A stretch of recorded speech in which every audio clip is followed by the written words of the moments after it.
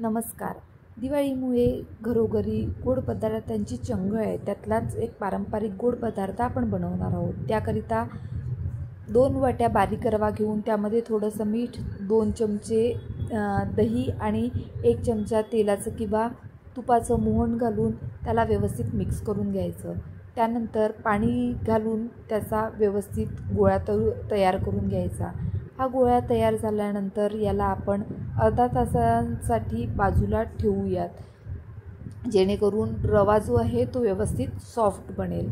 या वेळेमध्ये आपण 2 काम करणार आहोत. त्यामध्ये एका पातेलीमध्ये 2 वाट्या साखर घेऊन त्यामध्ये थोडंसं पाणी घालून ते मंद आचेवरती आपल्याला उकळायला ठेवायचं आहे आणि त्यामध्ये वेलची पूड घालायची आहे. दुसरीकडे एका वाटीमध्ये 1 चमचा मैदा घेऊन त्यामध्ये रिफाईंड ऑइल घालून त्याचं एकजीव मिश्रण तयार करून घ्यायचं आहे. त्यानंतर रवा व्यवस्थित सॉफ्ट झाल्यानंतर त्या रव्याचा आपल्याला पोळी तयार करून घ्यायची आहे.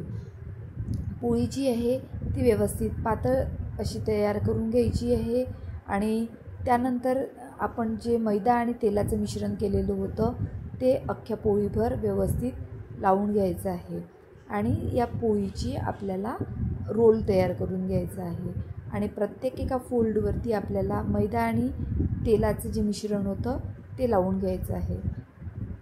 रोल तयार झाल्यानंतर आपल्याला या रोलचे जे आहेत ते लहान लहान काप करून घ्यायचे आहेत.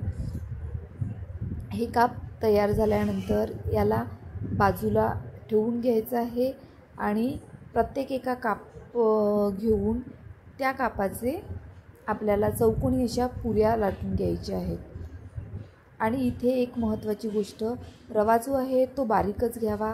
जाड असेल तर त्याला मिक्सरमधून काढून घ्यावं. पुऱ्या झाल्यानंतर आपला इकडे पाक व्यवस्थित रेडी आहे. पाकचा खालचा गॅस बंद करून घ्यायचा आणि एका कढईमध्ये तेल गरम करून त्यामध्ये आपण ज्या पुऱ्या लाटून ठेवलेल्या होत्या त्या तळून घ्यायच्या आहे. दोन्ही साईडनी व्यवस्थित लाल होईपर्यंत या तळून घ्यायच्या आहेत. आणि पाक करताना आपल्याला काळजी घ्यायची आहे की आपल्याला पुऱ्या सुक्या पाहिजे असतील तर पाक थोडा कडक करायचा आणि पाकासकट पुऱ्या पाहिजे असतील तर पाक थोडा नरम ठेवायचा. पुऱ्या तळून झाल्यानंतर त्या लागली पाकामध्ये घालायच्या आणि 2 ते 3 मिनटं पाकामध्ये ठेवून त्या बाजूला काढून घ्यायच्या. इथे आपल्या पाकपुऱ्या किंवा चिरोटे तयार आहेत. आवडल्यास लाईक आणि सबस्क्राईब नक्की करा.